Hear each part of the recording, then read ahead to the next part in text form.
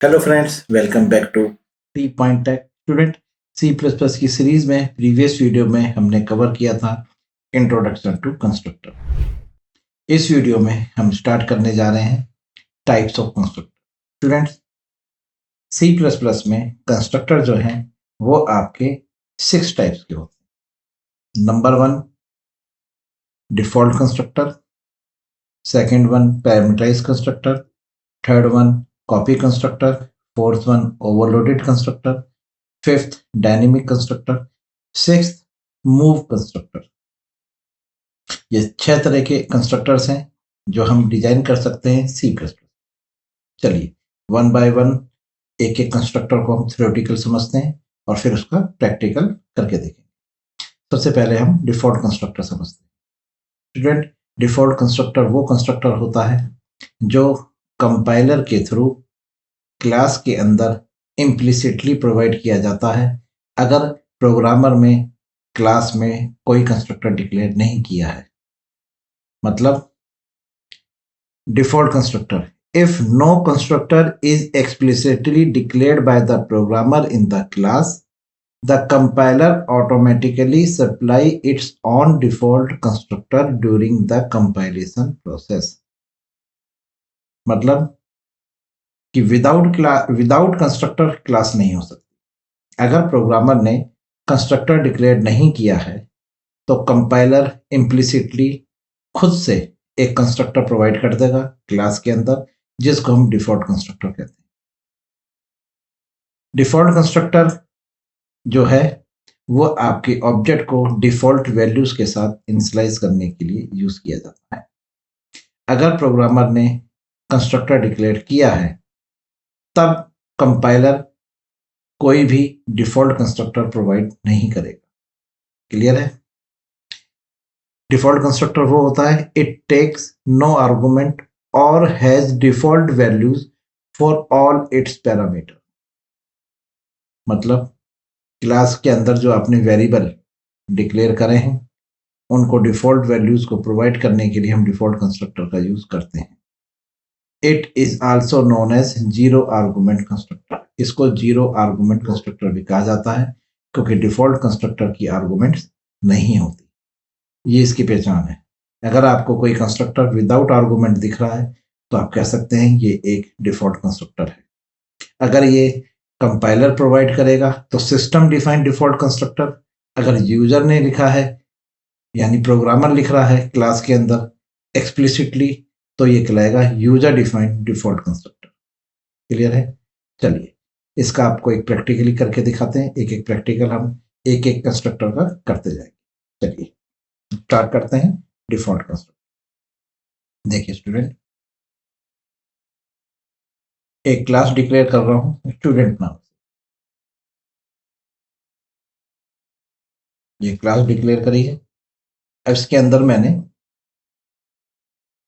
Private में एक declare करा है integer type roll number, okay, string type name और फ्लोट टाइप परसेंटेज। ये इस क्लास के वेरिएबल्स हैं जिनको हम इंस्टेंस वेरिएबल भी कहेंगे। ऑब्जेक्ट के साथ ये बाइंड है यानी कि ऑब्जेक्ट इन वेरिएबल्स को यूज करेगा। अब ये प्राइवेट है, इनको मुझे इनिशियलाइज करना है और मैं चाहता हूं कि वो डिफॉल्ट वैल्यू से सी प्लस प्लस में अगर हम क्लास का ऑब्जेक्ट डिक्लेयर करते हैं और क्लास के ऑब्जेक्ट के पैरामीटर्स को इनिशियलाइज नहीं करते तो वो गार्बेज वैल्यू कंटेन करते हैं। या सिंपल वे में कह सकते हैं कि सी प्लस प्लस में क्लास में जो आप वेरिएबल डिक्लेयर करते हैं इनकी डिफॉल्ट वैल्यू गार्बेज होती है। जैसे कि मैं आपको दिखाता हूं तो देखिए मैंने यहाँ पर एक पब्लिक फंक्शन डिक्लेयर कर रहा हूं जो इन मेंबर्स को प्रिंट कराएगा वॉइड डिस्प्ले। और आपने यहाँ पे सी आउट करा है रोल नंबर। ये देखिए ये रोल नंबर प्रिंट हो गया। फिर आपने सी आउट करा है /n नेम। फिर आपने सी आउट किया है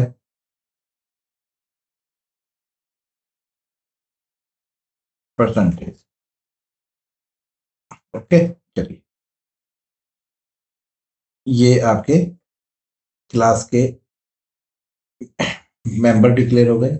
ये क्लास के डेटा मेंबर्स हैं, डेटा मेंबर्स जो प्राइवेट हैं। ये क्लास का मेंबर फंक्शन है डिस्प्ले। मैंने इसमें कोई भी कंस्ट्रक्टर डिक्लेयर नहीं करा, तो कंपाइलर खुद से एक डिफॉल्ट कंस्ट्रक्टर इसमें प्रोवाइड करेगा, जिसको हम सिस्टम डिफाइंड डिफॉल्ट कंस्ट्रक्टर भी कह सकते हैं। उस कंस्ट्रक्टर की कोई आर्गुमेंट नहीं है और उसकी जो बॉडी है वो एम्प्टी है। क्लियर है? अब जब मैं स्टूडेंट क्लास का यहाँ पर ऑब्जेक्ट क्रिएट करूंगा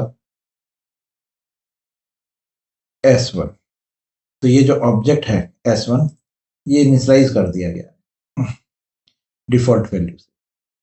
अगर मैं यहाँ पर लिखूँ S1 डॉट डिस्प्ले, तो आप देखेंगे कि रोल नंबर में एक गार्बेज वैल्यू आएगी, नेम में एक नल आएगा, परसेंटेज में गार्बेज वैल्यू आएगी। ठीक है, देखिए ये देखिए ये आ गई, गार्बेज वैल्यू है रोल नंबर में, नेम में नल है और परसेंटेज में गार्बेज वैल्यू है।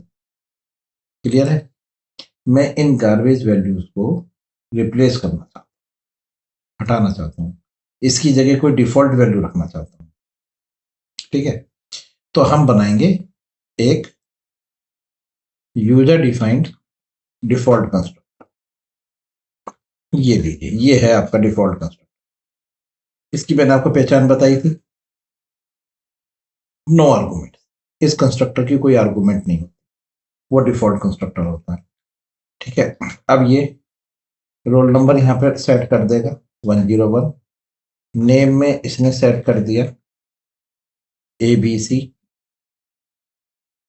और एक परसेंटेज सेट कर दी 33.0F। ये स्टूडेंट एक डिफॉल्ट वैल्यू मैंने सेट कर दी है। अब स्टूडेंट क्लास के जितने भी ऑब्जेक्ट क्रिएट होंगे वो ऑब्जेक्ट गार्बेज वैल्यू के साथ ना होकर ये जो डिफॉल्ट वैल्यू मैंने यहाँ रखी है रोल नंबर की, नेम की, परसेंटेज की, इस वैल्यू के साथ इनिशियलाइज होंगे। ये इनकी डिफॉल्ट वैल्यू हो जाएगी। कहने का मतलब ये है कि जैसे मैंने यहाँ पर बनाया स्टूडेंट S1, S2, S3, तो आप देख पा रहे होंगे मैंने 3 ऑब्जेक्ट यहाँ पे क्रिएट करे हैं और तीनों का डिस्प्ले करा है। ठीक है, तीनों को डिस्प्ले में रखा है, S2 dot display, S3 dot display. तो आप यहाँ पे देखेंगे कि ये जो ऑब्जेक्ट अभी प्रिंट होगा आपके सामने S1, S2, S3, इनकी डिफॉल्ट वैल्यूज प्रिंट होंगी। क्या प्रिंट होंगी? डिफॉल्ट वैल्यूज जो होंगी 101 ABC और 33.0F प्लॉट। लीजिए देखिए, तीनों अपनी डिफॉल्ट वैल्यू के साथ आते हैं। देखिए आपके सामने है, कोई डाउट? अगर मैं ये यूजर डिफाइंड डिफॉल्ट कंस्ट्रक्टर को हटा दूं, हट गया, तो कंपाइलर अपना कंस्ट्रक्टर यहां प्रोवाइड करेगा। उस कंस्ट्रक्टर की आर्गुमेंट नहीं होगी और उसकी बॉडी एम्प्टी होगी। उस टाइम जब ये ऑब्जेक्ट क्रिएट होगा, इनिशियलाइज होगा, तो इस ऑब्जेक्ट में गार्बेज वैल्यू रख दी जाएगी। ये देखिए, ये देखिए, ये देखिए आ गई गार्बेज वैल्यू, ये आपके सामने। ठीक है, क्लियर है? तो आप क्या कहेंगे? डिफॉल्ट कंस्ट्रक्टर का यूज किया जाता है ऑब्जेक्ट को इनिशियलाइज करने। ठीक है, डिफॉल्ट वैल्यू से, ये डिफॉल्ट वैल्यू है इस क्लास के। अब जितने भी ऑब्जेक्ट क्रिएट होंगे वो सब डिफॉल्ट वैल्यू के साथ क्रिएट होंगे, मतलब ये जो वैल्यू है इस वैल्यू के साथ है। देख लीजिए, क्लियर है? तीनों ऑब्जेक्ट देख लीजिए। तो ये है स्टूडेंट डिफॉल्ट कंस्ट्रक्टर। क्लियर है? तो अगर आपसे कोई पूछे कि डिफॉल्ट कंस्ट्रक्टर का क्या रोल है और वो किस तरह से डिक्लेयर किया जाता है, तो आप बताएंगे कि जो डिफॉल्ट कंस्ट्रक्टर है वो कंपाइलर के थ्रू प्रोवाइड किया जाता है अगर प्रोग्रामर ने क्लास के अंदर खुद से डिक्लेयर नहीं किया है। और जो कंपाइलर प्रोवाइड करता है डिफॉल्ट कंस्ट्रक्टर, वो बिना आर्गुमेंट और बिना बॉडी का होता है। ठीक है, वो ऑब्जेक्ट को इनिशियलाइज कर देता है गार्बेज वैल्यू से, यानी कि आपका ऑब्जेक्ट के अंदर गार्बेज वैल्यू होगी। अगर आप user defined default constructor create करते हैं तो आप अपने ऑब्जेक्ट को डिफॉल्ट वैल्यू के साथ मतलब गार्बेज वैल्यू को रिप्लेस कर सकते हैं डिफॉल्ट वैल्यू के साथ। अब आप अपनी क्लास के जितने भी ऑब्जेक्ट क्रिएट करेंगे सबकी डिफॉल्ट वैल्यू होंगी, वो कुछ भी हो सकती हैं, जो आप डिसाइड करेंगे वो होंगे। तो ये यूजेस है डिफॉल्ट कंस्ट्रक्टर का ऑब्जेक्ट को इनिशियलाइज करना। ओके स्टूडेंट्स, चलिए इस वीडियो में हमने केवल कवर करा है डिफॉल्ट कंस्ट्रक्टर। नेक्स्ट वीडियो में हम आपको बताएंगे कि अगर आपको हर ऑब्जेक्ट को अलग अलग वैल्यू प्रोवाइड करनी हो तो आप यूज करेंगे पैरामीटराइज कंस्ट्रक्टर। तो नेक्स्ट वीडियो में हम कवर करेंगे पैरामीटराइज। अगर ये वीडियो आपको अच्छी लगी, आपको समझ में आया कि डिफॉल्ट कंस्ट्रक्टर का क्या यूज है, उसको कब यूज करना है, तो आप हमारी वीडियो को अपने फ्रेंड्स के साथ शेयर करिए, लाइक करिए, कमेंट करिए, और अगर आप हमारे चैनल पर नए हैं तो हमारे चैनल को सब्सक्राइब करिए। Thank you very much. Good bye.